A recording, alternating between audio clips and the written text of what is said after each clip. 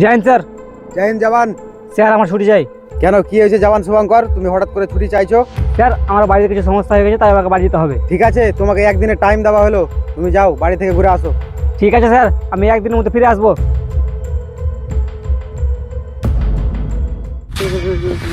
আরে ভাই, তুই এখানে কি করছিস? তোর এই অবস্থা কি করেছে? তুই চাপ নিস না, তোকে বর্ডার নিয়ে যাবো, আমার সাথে চল।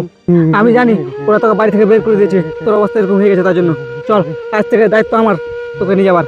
তুই বর্ডার থাকবি আজ থেকে আমার সাথে। আরে ভাই, এটা কি করছিস? শুভঙ্কর, কি হচ্ছে এটা? তুমি কাকে নিয়েছো এটা? Sorry sir. স্যার আপনাকে আমি বলিনি আর বাড়িতে একটা সমস্যা আছে। এই হচ্ছে আমার পাগল ভাই, ভাই এদিকে আয়।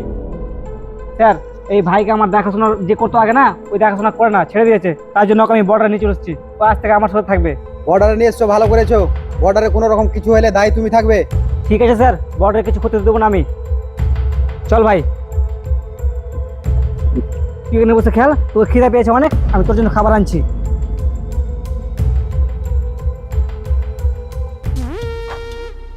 ওই দেখো, ওই ফজির ভাই, ওই ফজি আমার ভাইকে মেরেছে না, আমি ওর ভাইকে মেরে প্রতিশোধ নিব।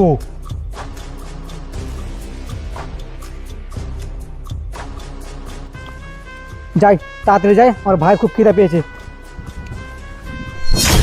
কিরে, তোর দাদা আমার ভাইকে মেরেছে না, এবার তোকে মারবো, দেখি তোর দাদা আমাদের কি করে। আরে আমার ভাইয়ের কাছে ওরা কেরা? এ তো আতঙ্কবাদী। আয় ফজি আয়। আরে আতঙ্কবাদী, ছেড়ে দে আমার ভাইকে।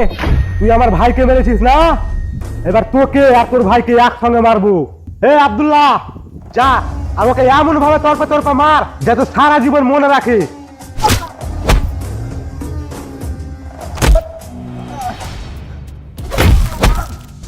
ছেড়ে দাও আমার ভাইকে, ছেড়ে দাও।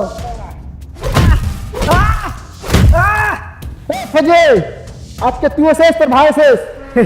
তোরা আমার কিচ্ছুই করতে পারবি না, দেখবি অবস্থা তোরাই মরবি। বস, ওকে এত মারছি তো আমার তেজ কমছে না। হ্যাঁ আব্দুল্লাহ, তোর দ্বারা কিছু হবে না, তুই এই গাই, আমি ওই ফজিকে দেখছি।